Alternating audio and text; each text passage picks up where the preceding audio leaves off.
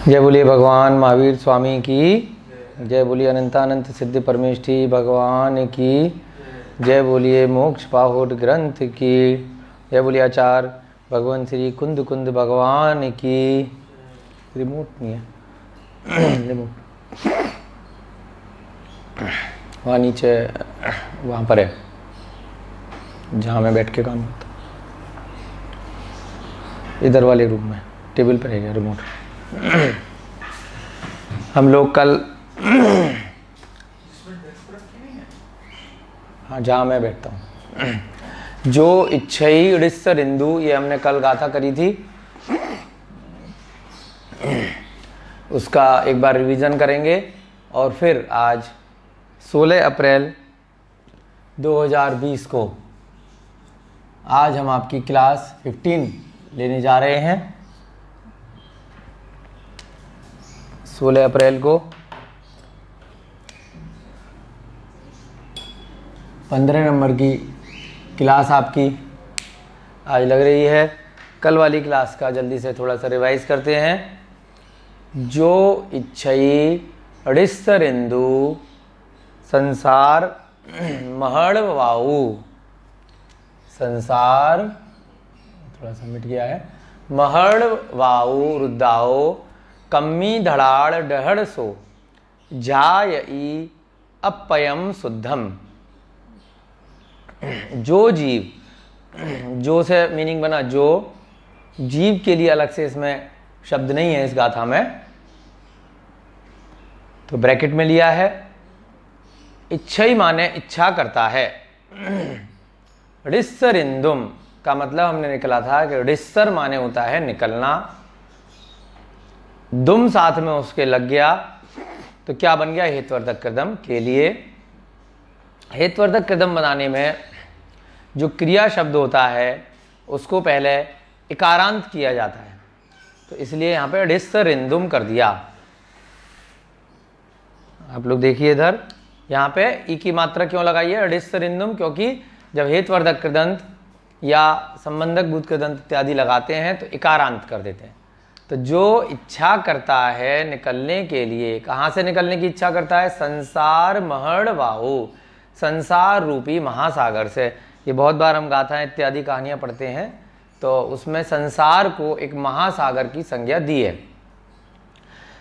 एक तो नॉर्मल सागर जो है, सागर से भी बहुत बड़ा महासागर, कि उसमें एक बार कोई जीव अगर गिर जाए, कोई वस्तु गिर जाए तो उसको ढूंढना आसान नहीं होता। ऐसे ये संसार है। इस संसार में किसी भी जीव का जब जन्म हो जाता है तो उसके बाद उसको यहाँ से बाहर निकलना बहुत ही दुर्लभ होता है। इसलिए संसार को एक उपमा दी जाती है अधिकतर पूर्वाचार्यों द्वारा रचित ग्रंथों में, कहानियों में, कि संसार एक महासागर के समान है, वहाँ से निकलना बहुत ही मुश्किल है, दुर्लभ है। रुद्दाओ बोलते हैं रुद्र को, यानी कि भयानक को। ये भयानक है, लग रहा है कि हम मोहवश या मायावश या राग द्वेष की परिणति से हमें चीज़ें, वस्तुएं, व्यक्ति अच्छे लगते हैं, लेकिन वास्तव में क्या है कि वो यहाँ पर हमको रोक कर रखते हैं, संसार में बाहर निकलने नहीं देते। मोह के वशीभूत कोई भी जीव इस संसार में बार बार अनादिकाल से अलग अलग पर्यायों में जन्म लेता हुआ आया है। तो उससे बाहर निकलने के लिए इस मोक्ष पाहुट ग्रंथ में आचार्य महाराज रास्ता मार्ग बता रहे हैं। कम्मी धड़ाड़ डहड़सो, कम्मी धड़ाड़ का मतलब है कर्म रूपी इंधड़। यहाँ क्या आया, कम्मिम इंधड़, कम्मिम धड़ाड़, यहाँ बिंदी है, यानी कि इंधड़ कर्म रूपी जो ईंधन है, डहड़ सो यानी कि दहन करता है, वह झाय ही ध्यान करता है अपयम शुद्ध। जो व्यक्ति यहाँ से निकलना चाहता है वो फाइनली क्या डिसाइड करता है कि अपने जो कर्म रूपी जो 8 कर्म है उसको क्या है, उसको दहन करना है, उसको जलाना है, तप के द्वारा, व्रत के द्वारा, नियम के द्वारा, संयम के द्वारा, समता भाव के द्वारा वो कर्मों की निर्जरा करता है और धीरे धीरे अपनी आत्मा को क्या करता है, शुद्ध आत्मा बना लेता है, यानी कि जिसमें ये 8 प्रकार के कर्म नहीं होते, और तभी उसका पुनर्जन्म उसके बाद रुक जाता है, वो सिद्धिशिला पर जाके विराजमान हो जाता है। अगली गाथा देखेंगे अब हम यहाँ पर। ये कल वाली गाथा का आपका 2 मिनट रिवीजन कराया था। 27 और 28 दो गाथाएं आज करनी है। आप लोगों का स्वाध्याय चल रहा है अच्छे से, हमारा भी स्वाध्याय आपके साथ साथ चल रहा है। हमें भी बहुत सारी बातें प्रतिदिन, नए नए शब्द, नए नए रूप और नया नया ज्ञान हमें भी प्राप्त होता है आप सभी के निमित्त से। तो ये बहुत ही अच्छी बात है, आप लोग भी सीख रहे हैं, हम भी सीख रहे हैं साथ साथ। परस्पर गुरुः जीवानाम, इसलिए तत्वार्थ सूत्र में बहुत ही अच्छा सूत्र आया कि सभी जीव एक दूसरे पर उपकार करते हैं। आप हम पर उपकार कर रहे हैं, हम आप पे उपकार कर रहे हैं।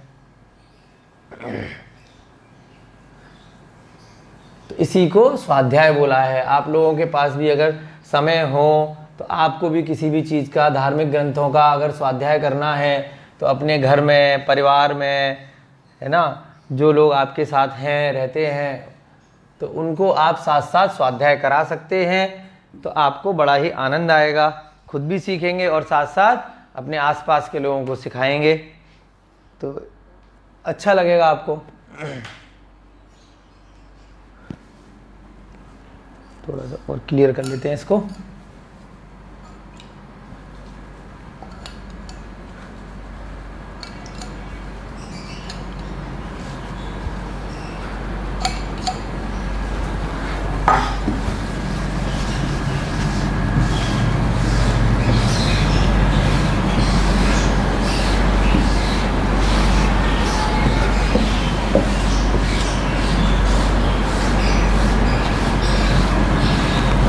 अब हम आज आपको 27 नंबर की गाथा करने वाले हैं। सव्वे कसाय मोत्तुम, ये चल रहे हैं वाले पेन इनमें से चला। सव्वे कसाय मोत्तुम गारव मय राय दोष वा मोहम। सव्वे कसाय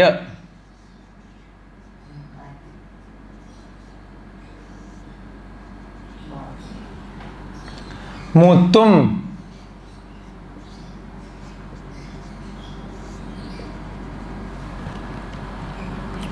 गारव मय राय, गारव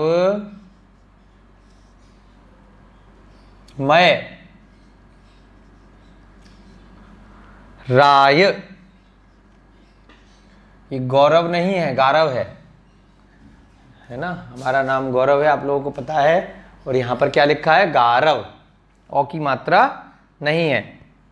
गारव मय राय दोष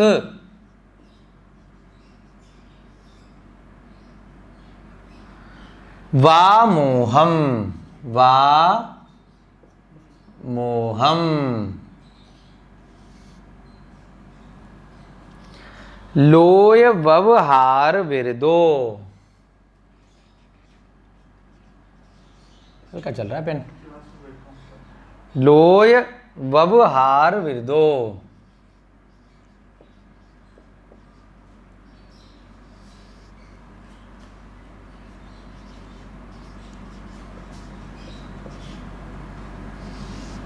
आ रहा है इसमें, दिखाई दे रहा है ये हल्का है ना। अप्पा झाएह झाड़थो, अप्पा झाएह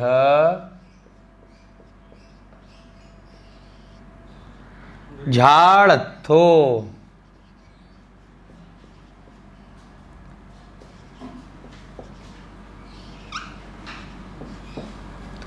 एक बार साथ साथ देखेंगे इसको।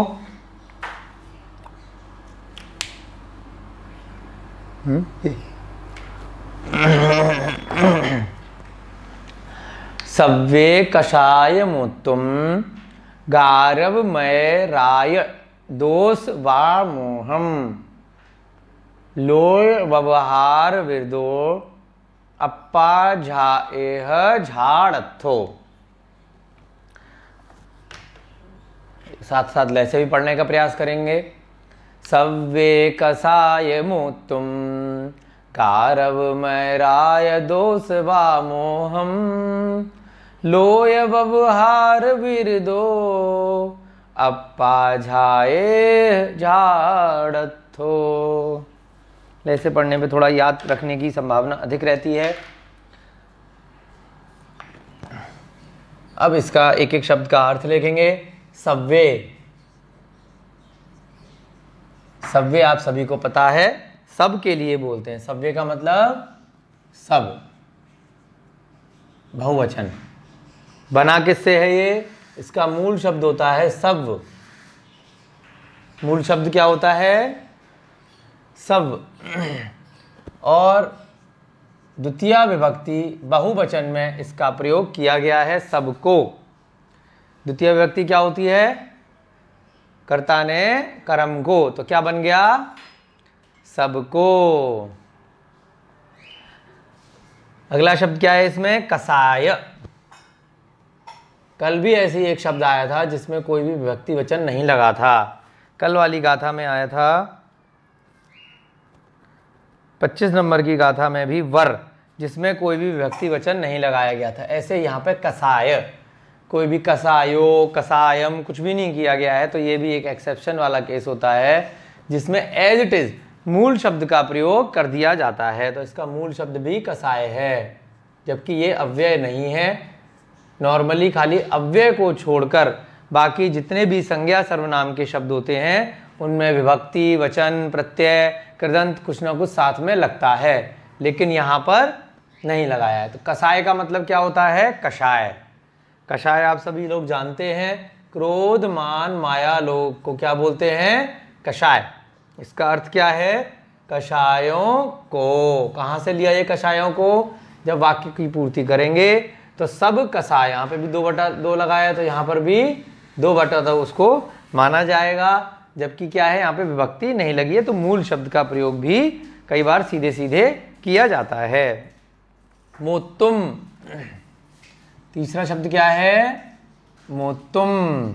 आप लोगों ने हेत्वर्थक कृदंत और संबंधक भूत कृदंत पढ़े थे, तो उसमें क्या लगाते हैं हम? तुम प्रत्यय साथ में आगे लगाया जाता है। तो इसका अर्थ के लिए भी लगा सकते हैं और कर भी लगा सकते हैं। अगर हितवर्धक कृदंत के रूप में लेंगे तो क्या बन जाएगा? के लिए। और अगर संबंधक भूत कृदंत के रूप में लेंगे तो क्या बन जाएगा? कर। मो माने होता है, मोत्तुम का मतलब होता है छोड़ना। मो माने छोड़ना। तो इसमें तुम प्रत्यय लगा दिया तो क्या बन गया? छोड़ने के लिए या छोड़कर।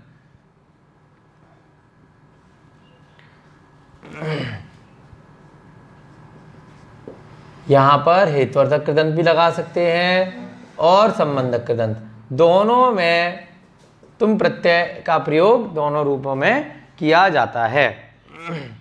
तो क्या दोनों अर्थ बन सकते हैं? छोड़ने के लिए, अगर हेत्वर्धक कृदंत लगाया संज्ञा शब्द के साथ, इसमें क्रिया शब्द के साथ में, तो क्या बन जाता है? छोड़ने के लिए। पहले की कक्षाओं में भी जब व्याकरण इत्यादि आपको पढ़ाया गया था तब बताया था कि संज्ञा शब्द लगाते हैं उसके साथ में चौथी विभक्ति में लिखते हैं संप्रदान के लिए। चौथी विभक्ति क्या होती है? कर्ता ने कर्म को करण से संप्रदान के लिए। विभक्तियां किसके साथ लगेंगी? संज्ञा या सर्वनाम शब्द के साथ। अगर क्रिया शब्द के साथ में के लिए आ रहा है तो इसका मतलब क्या है? कि वो हेत्वर्धक कृदंत है, ना कि कोई विभक्ति इत्यादि लगी है। तो ये क्रिया शब्द है, छोड़ने के लिए। और अगर यहाँ पे अर्थ हम संबंधक कृदंत के रूप में लेंगे तो क्या इसका अर्थ बनेगा? छोड़ कर। संबंधक कृदंत में कर लगाते हैं और हेत्वर्धक कृदंत में हम लगाते हैं साथ में के लिए। तो ये बात आपको हमेशा ध्यान में रखनी है। अब बहुत इंपॉर्टेंट शब्द आ रहा है इसमें, गारव मय राय दोष वामोहम। गारव माने होता है, क्या होता है? पहले भी आ चुका है कुछ गाथाओं में, गारव। उसके बाद दूसरा शब्द है मय। ये अलग अलग शब्द हैं। मय के बाद एक और शब्द है राय, फिर एक शब्द है दोष, और फिर है वामोहम। अब इसमें अब अलग अलग संधि विच्छेद करके देखेंगे। एक शब्द है गारव, फिर है मय, फिर राय, फिर दोष, और फिर अंत में वामोह। बिंदी लग गई तो क्या बन गया? देवम की तरह से, कमलम की तरह से। तो यहाँ पे क्या देवम की तरह से बनाया, द्वितीय विभक्ति एक वचन। गारव माने, गारव माने होता है अहंकार, घमंड, और इसी गारव से ही गौरव शब्द भी बना है। तो उसका मतलब भी अहंकार नहीं होता है, उसका मतलब गर्व के रूप में प्रयोग में आता है। तो अहंकार में होता है मद, गारव माने अहंकार। ये सब क्या हैं? ये बुरी चीजें हैं जिनको छोड़ने के लिए बताया जा रहा है अगर मोक्ष के लिए उपक्रम करना है तो। मय माने होता है मद, फिर दूसरा शब्द क्या है? मय। मय माने क्या है? मद। मद भी अहंकार के रूप में ही, घमंड के रूप में ही प्रयोग होता है। एक तरह से पर्यायवाची शब्द हैं दोनों, तो दोनों शब्दों का प्रयोग यहाँ पे आचार्य महाराज ने किया है। राय माने हमने देखा था राजा के रूप में भी प्रयोग होता है, लेकिन यहाँ पर जब वाक्य में हम अर्थ के साथ में लगाएंगे तो यहाँ पर राय का मतलब किससे ले रहे हैं? राग से, क्योंकि आगे क्या लिखा है? दोष। तो राग और दोष से यहाँ पे मत लिया है द्वेष। तो इसलिए उस वाक्य के सेंस में हमारा यहाँ पे क्या मतलब है? राय का तात्पर्य यहाँ पर है राजा नहीं है। नरेंद्र भी होता है राजा के लिए और राय भी प्रयोग में आता है कई जगह। यहाँ पे राय का मतलब है राग। क्या मतलब है? राग। उसके बाद अगला शब्द है दोष। दोष का मतलब दोष के सेंस में भी आता है, लेकिन जब हम प्राकृत में यहाँ पे गाथा में देखेंगे तो उसके आपको आगे पीछे के शब्द से उसका भाव बनाना चाहिए। तो यहाँ दोष का क्या मतलब है? द्वेष, राग द्वेष। राग माने होता है मोह और द्वेष उसका विपरीत होता है, यानी किसी से आपको चिढ़ हो, उससे आप दूर भागें, आपको उससे जलन हो। राग तो होता है किसी से बहुत ज्यादा मोह है, उसके लिए आप मरे जा रहे हो। द्वेष होता है जिससे आप बचना चाहते हैं। तो ये दोनों ही बुरे कर्म होते हैं। किसी जीव से या किसी वस्तु से अधिक राग होना भी बुरा होता है और किसी से द्वेष होना भी बुरी बात ही होती है। वामोह। अगला शब्द क्या है? वामोह। पहले भी आपको बताया जब शब्दों की संधि हो जाती है तो प्रत्येक शब्द में बीच में कोई भी विभक्ति प्रत्यय नहीं लगता। जनरली अंत में जो शब्द आता है वहां पर विभक्ति इत्यादि लगती है। तो हम बन गया तो क्या हुआ? 2/1, द्वितीय विभक्ति एक वचन। वामोह का मतलब होता है, ग्रंथों में जो आया है, मूढ़ता। मूढ़ता है ना, ये भी एक तरह से मूर्खता को बोल सकते हैं। मूढ़ता, हटपन किसी भी चीज के लिए, तो उसे क्या बोलते हैं? लोक मूढ़ता। ये भी दोषों में आती है सम्यक दर्शन में। तो ये क्या है? मूढ़ता। लोय व्यवहार विरदो। अगला शब्द क्या है? लोय। अगली लाइन में लोय व्यवहार विरदो।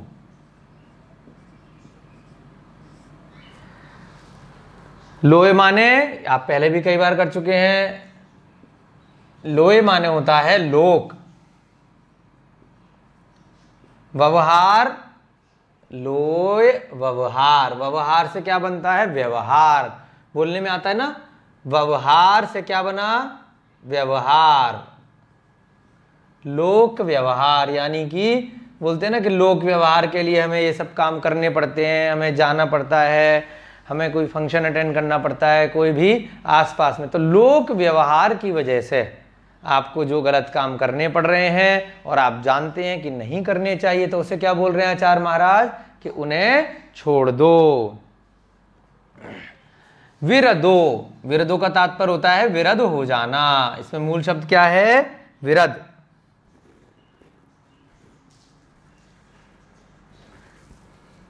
विरध माने विरक्ति।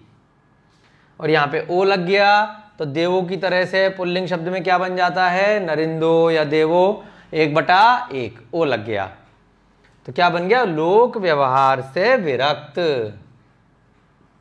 यानी कि आसपास आपका कुछ भी प्रोग्राम हो, कुछ भी चीज़ हो, आपको उनसे कोई भी मतलब नहीं होना चाहिए कि जो हो रहा है लोक व्यवहार में होने दो। अपने को, अपनी आत्मा को उससे क्या करना है, दूर रखना है, विरक्त होकर चलना है। अहंकार से भी दूर रहना है, मद से भी, राग द्वेष से भी और मूढ़ता से भी। उनको छोड़ने के लिए कह रहे हैं, सभी कषायों को छोड़ने के लिए कह रहे हैं, लोक व्यवहार से विरक्त होने के लिए बताया जा रहा है। अप्पा माने, अप्पा का अर्थ क्या है, बहुत बार आया है, आत्मा। इसका मूल शब्द क्या होता है, अप।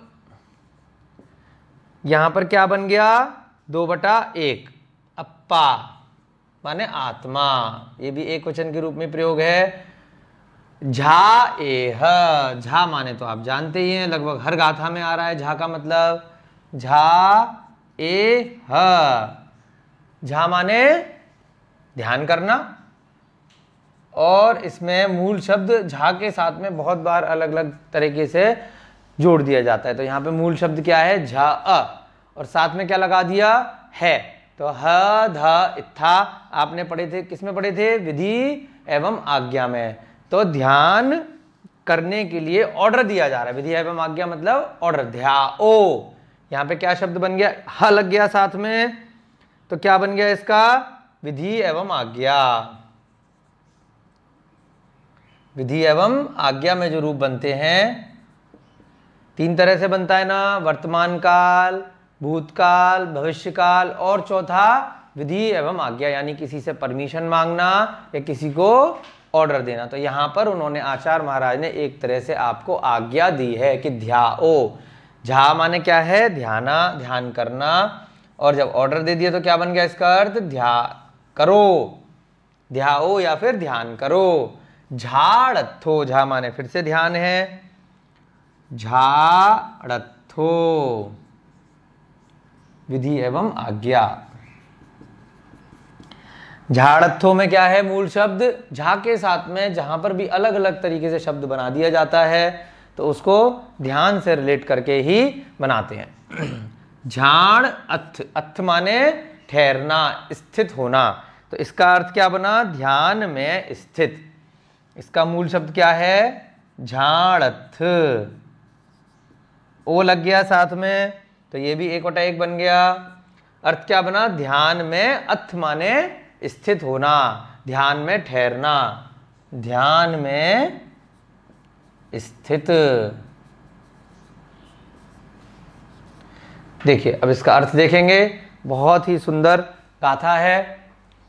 सव्वे कसाय मोत्तुम, सव्वे माने सब, कषाय माने सभी प्रकार की जो कषाय हैं। कषाय आप सभी लोग जानते हैं, इतने दिनों से आप सभी स्वाध्याय कर रहे हैं। कषाय माने क्रोध, मान, माया, लोभ। तीसरा शब्द है मोत्तुम, मोत्तुम माने छोड़ना, छोड़ने के लिए क्यों, तुम प्रत्यय दोनों जगह आ जाता है, छोड़कर भी होता है और छोड़ने के लिए भी होता है। उसके बाद अगला शब्द है काफी बड़ा, आप लोग देख रहे हैं, गारव मय राय दोष वामोहम। और क्या चीज छोड़ने के लिए बोल रहे हैं, गारव माने अहंकार, मय माने मद, राय माने राग, दोष माने द्वेष, और वामोहम माने होता है मूर्ता। लोय व्यवहार विरदो, लोय व्यवहार का मतलब है लोक व्यवहार, विरुद्धो माने उससे विरक्त हो जाना, लोक व्यवहार की चीजों से दूर हटना। अप्पा माने आत्मा, जाए ह लग गया यहाँ पे, हद है इक्था की तरह से, तो क्या बन गया, ध्याओ विधि एवं आज्ञा। झ अ मूल शब्द आ गया, ध्यान करने के लिए, तो क्या बन गया, ध्याओ। झाड़त्थों से क्या बना, ध्यान में स्थित होकर आत्मा को ध्याओ। अब इसका अर्थ देखेंगे, बहुत ही सुंदर अर्थ है इस गाथा का, आपको समझ में आ ही गया होगा वैसे तो। यहां पर एक तरह से ये विधि एवं आज्ञा का बताया है इन्होंने, तो ये 2/2 और साथ में लिख सकते हैं, क्योंकि ये किसको बताया है, तुमको। ये हद है किस में लगता है, जनरली तुम के लिए लगता है, यानी कि मध्यम पुरुष। उत्तम पुरुष कौन, मैं के लिए, स्वयं के लिए। मध्यम पुरुष कौन? तुम के लिए, तुम सब के लिए। और अन्य पुरुष कौन? वह, वे सब और सारे संज्ञा सर्वनाम। तो यहाँ पे जो ह लगाया है वो उत्तम पुरुष के मध्यम पुरुष के लिए लगाया है बहुवचन में। तो क्या बन गया? तुम सब। अब यहाँ सब किसकी बात हुई है? तुम सब। सब कषायों को छोड़कर भी आ सकता है और तुम सब के लिए भी। 28। इसका अर्थ लगाएंगे हम 27वीं गाथा का। हल्का चल रही।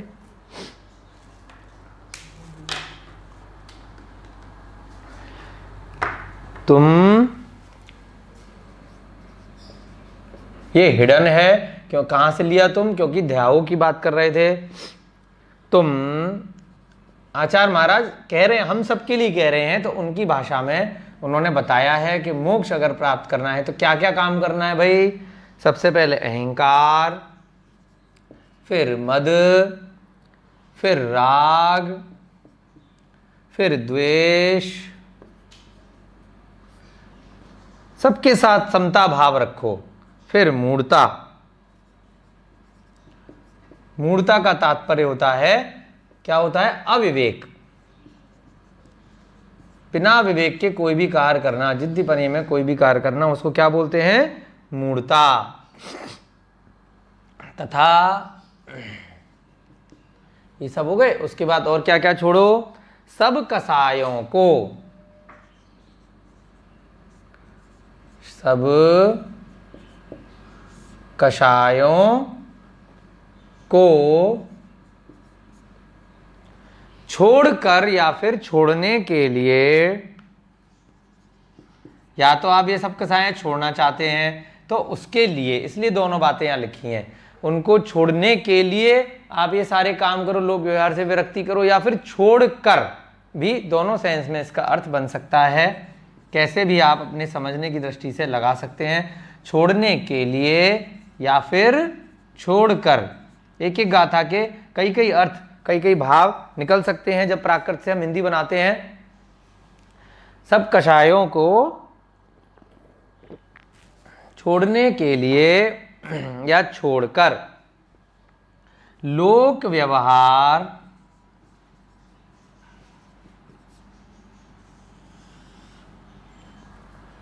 से विरक्त, यानी कि वहां पे विरक्त के लिए क्या है? विरदो। विरक्त माने उससे आपको कोई मतलब नहीं होना चाहिए, जो हो रहा है होने दो। विरक्त होकर, अब होकर के लिए भी अलग से शब्द नहीं आया है तो इसलिए इसको भी ब्रैकेट में ले लिया। हल्की चल रही है इनका, दिवाली भरी है क्या? विरक्त होकर ध्यान में स्थित, ध्यान में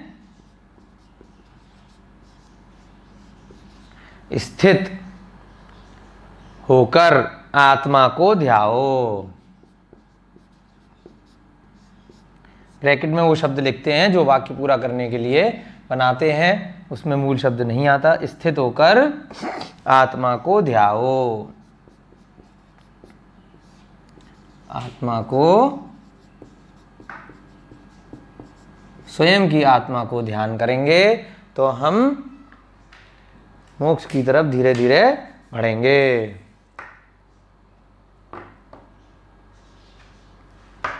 एक बार फिर से पुनः इसका अर्थ जल्दी से देखते हैं, उसके बाद अगली गाथा लेंगे। सव्य का मतलब, यहां से देखिए सब। कसाय का मतलब, कषाय का मतलब क्या होता है? क्रोध, मान, माया, लोभ। ये 4 प्रकार की कषाय होती हैं। मोत्तुम का मतलब छोड़ने के लिए बोल रहे हैं। गारव का मतलब अहंकार। मय का अर्थ है मद, राय, राग, दोष, द्वेष। वामोहम अर्थात मूर्ता या अविवेक। लोय व्यवहार विरदो, लोक व्यवहार से विरक्त होकर। अप्पा माने आत्मा, झा एय माने ध्याओ, झाड़त्थु यानी ध्यान में स्थित होकर आत्मा को ध्यान लगाओ। आगे आप लोगों की समझ में एक गाथा पूरी। अब हम अगली गाथा लेंगे। साथ साथ आपको विभक्तियां भी सीखनी है, तो इसलिए सारा इनका अर्थ एक एक साथ में लेते हुए चलते हैं। मिटा दें इसको, सबने नोट कर लिया, फोटो खींच ली।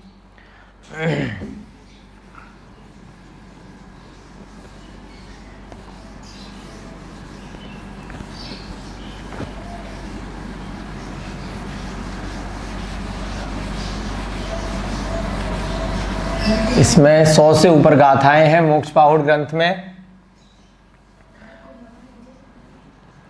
तो धीरे धीरे करके डेली की हमारी आराम आराम से कराते हैं, जल्दी जल्दी नहीं भागते।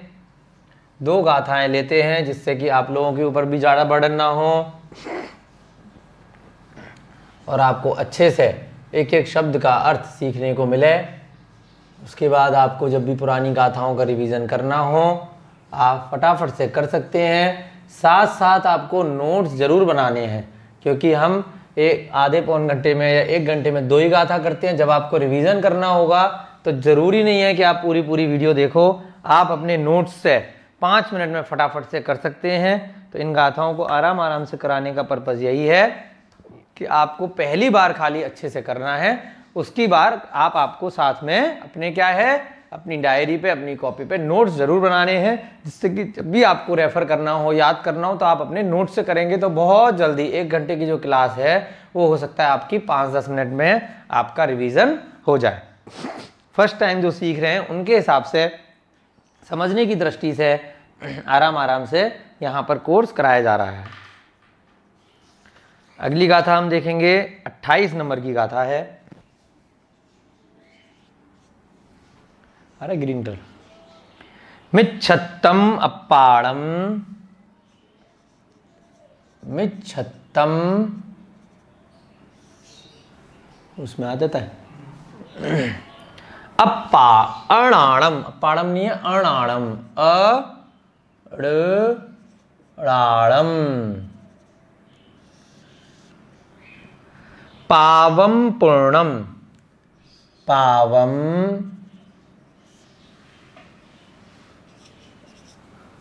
पूर्णम,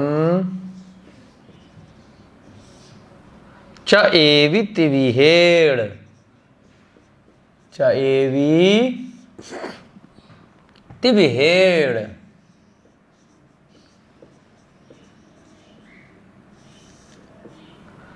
मूढ़व एड़,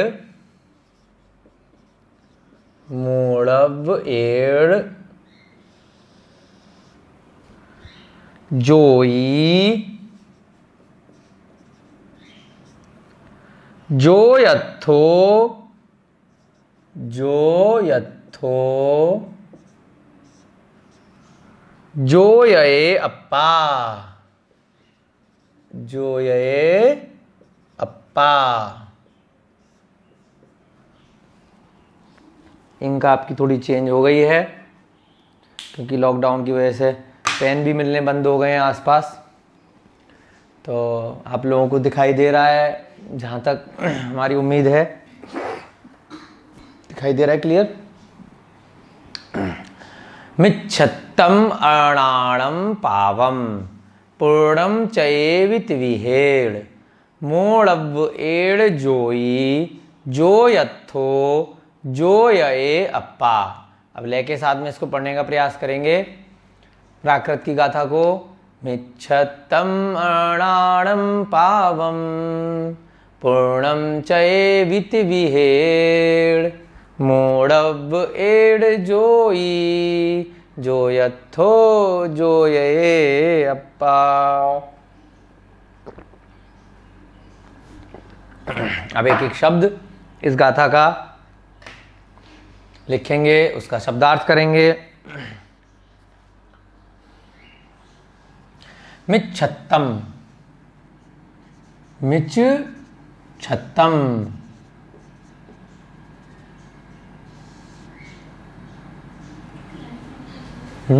लाइट आ रहा है ना, ये भी वाला भी ले लिया, वो नहीं रहा।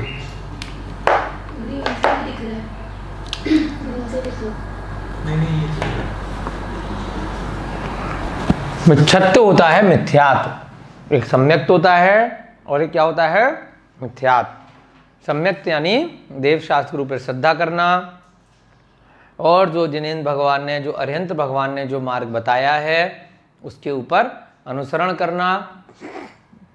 मिथ्यात होता है उसका विपरीत श्रद्धान और साथ साथ आचरण। मिच्छत माने मिथ्यात, मिच्छत माने मिथ्यात, मिथ्यात, मिथ्यात। और बिंदी लग गई तो क्या बन गया? हाँ, 2/1, 2/1। मिच्छत्तम, मिथ्यात्व को मूल शब्द क्या है? मिच्छत। बिंदी लग गई तो क्या बन गया? 2/1। मिथ्यात्व को द्वितीय विभक्ति एक वचन देवम की तरह से इसका रूप बना दिया। कर्ता ने कर्म को, पहले में क्या था? देवो, और द्वितीय में देवम, तो क्या बन गया? मिच्छत्तम, मिथ्यात्व को। इसको डार्क कर देते हैं। मिच्छत्तम, मिच्छत्तम। उसके बाद अणाणम। अणाण ज्ञान वाला शब्द नहीं होता है प्राकृत में, तो उसकी जगह ज्ञान की जगह क्या प्रयोग होता है हमारा? अणाण। तो ऐसे ही जब अणाण कर दिया तो क्या बन गया? अज्ञान। अणाण माने अज्ञान। पहले भी कई बार आया कई गाथाओं में, णाण आता है शब्द। णाण माने ज्ञान और अणाण माने अज्ञान। तो क्या इसमें मूल शब्द है? अणाड़। और इसमें भी बिंदी लग गई तो क्या बन गया? 2/1। पुल्लिंग शब्द के अंदर जैसे देव वाले रूप बनते हैं, नरेंद्र के रूप बनते हैं, तो क्या बन जाता है? अणाणम, यानी मिथ्यात्व को और साथ में अज्ञान को। दो द्वितीय व्यक्ति में क्या अर्थ निकलता है? कर्ता ने कर्म को, तो अज्ञान को।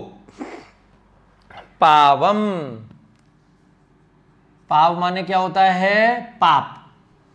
पाव माने पाप। मूल शब्द क्या है इसमें? पाव। यहां पर भी बिंदी लग गई तो क्या बन गया? 2/1। पाप को। उसके बाद पूर्णम। पूर्णम माने पुण्य होता है, बिल्कुल ठीक, पहचान में आने लगा आप लोगों के शब्द। पूर्णम, पूर्ण माने पुण्य। और यहां पर भी बिंदी लग गई तो क्या बन गया साथ में? 2/1। मूल शब्द क्या है? पूर्ण। द्वितीय विभक्ति एक वचन, क्या बना? पुण्य को। अगला शब्द है च एवी। च एवी। च माने होता है, च माने भी जैसे चूना, उसको पहले भी कई बार आया है, तो क्या बोलते हैं? छोड़ने के लिए ही च बोलते हैं। तो वी साथ में लग गया, एवी, तो क्या बन गया? ये भी संबंधक कृदंत लग गया। च माने छोड़ना, एवी लग गया संबंधक कृदंत, तो क्या बन गया? छोड़कर। क्या बन गया इसका अर्थ? च माने क्या होता है? छोड़ना। और साथ में कौन सा प्रत्यय जोड़ा हमने? एवी। एवी लगाने से क्या हुआ? संबंधक भूत कृदंत, यानी कि छोड़कर। क्या क्या चीजें छोड़नी है? मिथ्यात्व छोड़ना है, अज्ञान छोड़ना है, पाप छोड़ना है, और साथ में इंपॉर्टेंट बात, पुण्य भी छोड़ना है।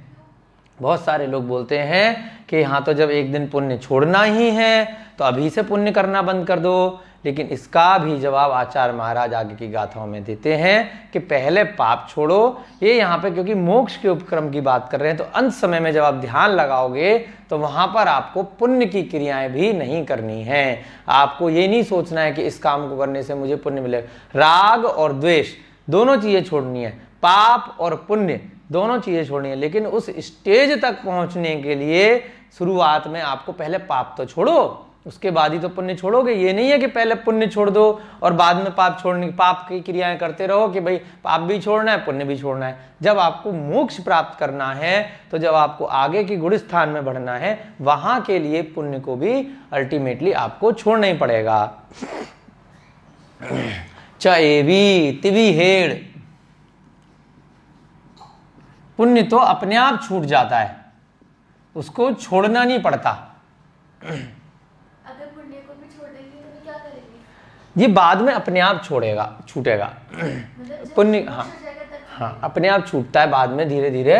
पहले तो आपको जो उपक्रम करना है वो पाप की क्रियाओं को छोड़ने का करना है। पुण्य स्वतः छूटता है जब ज़्यादा इकट्ठा हो जाता है आत्मा में, तो समुद्घात की क्रिया के माध्यम से पुण्य आपका सारा की सारा एक साथ छूटेगा। पुण्य को छोड़ा नहीं जाता है। आप जो भी पाप की क्रियाएं छोड़ेंगे वही मुख्यता है।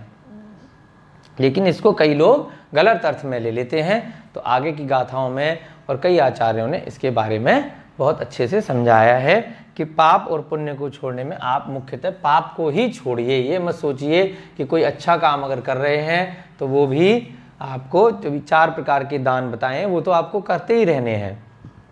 अभय दान, आहार दान, औषध दान, है ना, ज्ञान दान, इस प्रकार से आपको करते रहने हैं। तिवी हेड़, तिवी हेड़ का मतलब होता है 3 प्रकार से। तिवी इसमें मूल शब्द है, एड़ लग गया तो क्या बन गया, कर्ता ने कर्म को करण से। देवेड़, तो यहाँ क्या बन गया, तिवी हेड़। तो क्या बना यहाँ पर, तृतीया विभक्ति एक वचन, 3/1, देवेड़ की तरह से, 3 प्रकार से या 3 प्रकार द्वारा, से द्वारा, 3 प्रकार से, करण से। मूढ़व एड़, अगला शब्द क्या है, मूढ़व एड़। मूढ़व एड़ का मतलब है मूढ़व यानी कि मौन व्रत।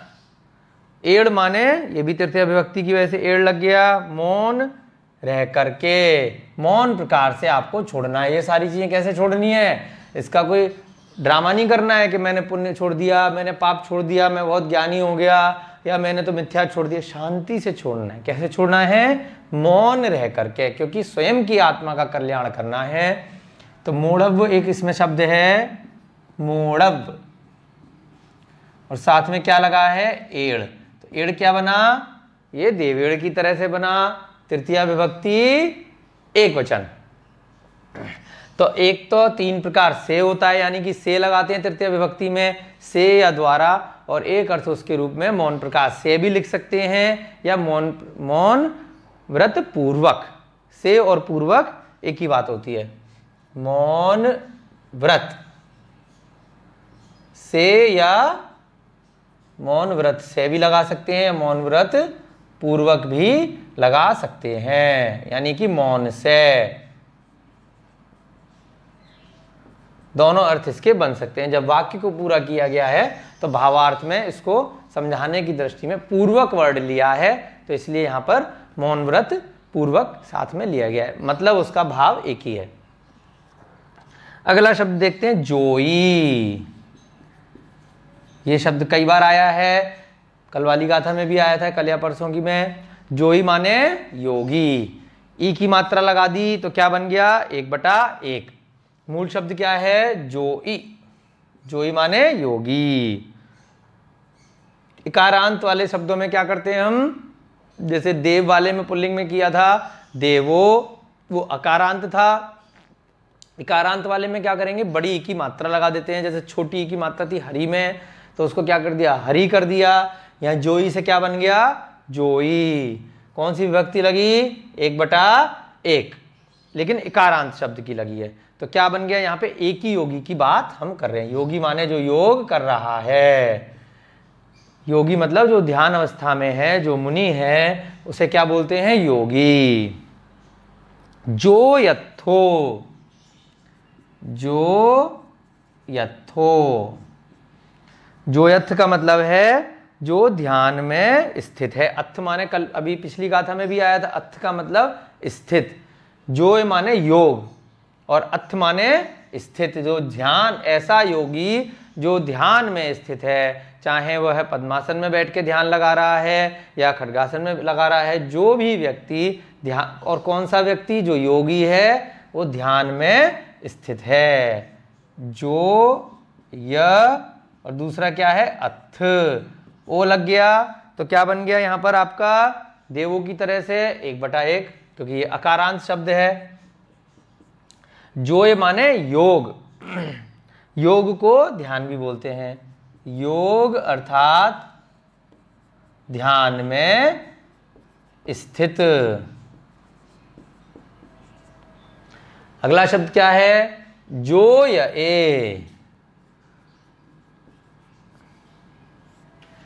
जो या ए, ए दीदे किसमें लगा था, यहां पर जोए का मतलब योग लिया है और यहां पर जोए का मतलब लिया है, कई बार पर्यायवाची शब्द हैं, यहां जोए का मतलब है ज्योति यानी कि प्रकाश, और ए लग गया प्रकाश करना या ज्योति पैदा करना, और ए लग गया तो यहां पर क्या है, ये क्रिया शब्द के रूप में प्रयोग हुआ, ई ए दीदे किसमें लगाया था, अन्य पुरुष में हमने एक वचन में ई ए दीदे प्रत्यय साथ में जोड़े थे क्रिया के साथ में, जोए माने यहां पर है साथ में मूल शब्द और आगे ए लगाया है तो 3/1। विभक्ति में संज्ञा शब्दों में विभक्ति होती है और यहां पर क्या है, क्रिया शब्द में अन्य पुरुष और एक वचन, तो क्या बन गया आपका 3/1। अन्य पुरुष के लिए 3 लेते हैं, उत्तम पुरुष के लिए 1 लेते हैं, मध्यम पुरुष के लिए 2 लेते हैं और ये एक वचन के लिए 1 लिया, तो क्या बन गया अन्य पुरुष एक वचन में जो ये, यानी कि ज्योति उत्पन्न करता है या प्रकाशित करता है। प्रकाशित, प्रकाश के लिए यहां पे जो वर्ड लिया है प्रकाशित करता है, अपनी आत्मा को वो प्रकाशित करता है। अप्पा माने, सब लोग सीख गए अप्पा का मतलब तो अच्छे से, अप्पा माने आत्मा, मूल शब्द क्या है इसका अप, और जैसे देवों के साथ में देवा शब्द भी बन जाता है तो उसी प्रकार से अपभ्रंश में यहां पर 1/1 लिया है और क्या बन गया आत्मा, यानी कि आत्मा को प्रकाशित करता है। कौन प्रकाशित करता है, जो योगी मिथ्यात्व को छोड़ता है, अज्ञान को छोड़ता है, और मिच्छत्तम माने मिथ्यात्व को, अणाणम माने अज्ञान को, पावम माने पाप को, और साथ में आया कि पुण्य को। अब यहाँ पे किसकी बात कर रहे हैं, जो योग में स्थित होकर, इसलिए यहाँ पर जो फाइनल स्टेज है उसके हिसाब से पुण्य को छोड़ने के लिए बोला है। पूर्णम माने पुण्य को, चैवी माने छोड़कर, त्रिहेड़ माने 3 प्रकार से, मोड़ब एड़ यानी कि मौन पूर्वक मौन व्रत से, जोई माने योगी, जो यत्थो माने ध्यान में स्थित होकर, जोए माने प्रकाशित करता है किसको, आत्मा को। अब इसका भावार्थ देखेंगे फिर आपके समझ में पूरी गाथा बहुत अच्छे से आ जाएगी। इसका अर्थ लगाएंगे हम, योगी, योगी क्या करता है, मिथ्यात्व, यानी कि सबसे पहले मिथ्यात्व क्यों लिया, कि उसको सम्यक दर्शन के साथ में ये सारे काम करने हैं। उसको जो लोक में व्यवहार में जो अन्य मत वाले हैं तो उनको छोड़कर, जो अरिहंत देव ने, जो जिनेंद्र प्रभु ने जो बातें बताई हैं उसी देवी देवता की पूजा करनी है, उसी प्रकार से 3 लोक का चिंतन करना है, इस संसार चक्र से मुक्ति प्राप्त करने के लिए उपक्रम करना है। तो वो सब चीज़ें किसमें बताई हैं, मिथ्यात्व को छोड़ना है, सम्यक दर्शन की सबसे पहले प्राप्ति करनी है। उसके साथ ही जो योग करेगा उसी का योग माना जाएगा कि वो मोक्ष के उपक्रम के लिए और आत्मा को प्रकाशित करेगा। फाइनली योगी मिथ्यात्व को, मिथ्यात्व, अज्ञान, अब को एक साथ सबके साथ में लगा देंगे, हर एक के साथ में भी लगा सकते हैं आप, क्योंकि सब में अमम आया है, मिथ्यात्व को, अज्ञान को, लेकिन एक साथ भी लगा सकते हैं भावार्थ में। उसके बाद पाप, उसके बाद पुण्य को, यानी कि इन सभी को कैसे छोड़ रहा है, 3 प्रकार से। अब ये 3 प्रकार कहां से आया, योग के अंदर 3 प्रकार कौन से होते हैं, मन, वचन और काय। तो इन्होंने उसका अंदर अलग से नहीं बताया मन वचन काय, वो हमें जैसे कषाय वर्ड आ गया तो उसका मतलब अपने आप ही हो गया क्रोध मान माया लोभ, क्योंकि पहले की गाथाओं में पहले के ग्रंथों में आचार्य महाराज समझा चुके हैं। तो तीनों प्रकार से छोड़ना है। दिखाने के लिए छोड़ना है तो हो सकता है आप शब्द से छोड़ दो, लेकिन आपको मन से भी छोड़ना है, वचन से भी छोड़ना है और काया से भी छोड़ना है। 3 प्रकार से ब्रैकेट में आप लिख सकते हैं समझने की दृष्टि से, मन, वचन और काय। इन 3 प्रकार से छोड़कर क्या करता है, फिर मौन बैठ जाता है। मौन व्रत पूर्वक, कहां से आया, मोड़व एड़, मौन व्रत पूर्वक। योगी के लिए हमने ऊपर ले लिया, जो यथो आत्मा को ध्यान में लीन होकर, क्या होता है, ध्यान में स्थित होकर या ध्यान में लीन होकर, ध्यान में स्थित, या स्थित का मतलब आप लीन होकर भी, ऐसा आया है ग्रंथों में कि 2 मुहूर्त यानी कि 48 मिनट तक अगर कोई योगी इस प्रकार से ध्यान कर लेता है और अगर काल लब्धि ठीक है, स्थान ठीक है, तो उसको 48 मिनट मात्र में ही मोक्ष हो जाएगा। तो ये सारी चीज़ें, लेकिन उसके लिए अभ्यास कई जन्मों का, कई भवों का करना पड़ता है। ध्यान में लीन होकर जो ये सब चीज़ें एक साथ छोड़ देगा तो वो क्या हो जाएगा, लीन होकर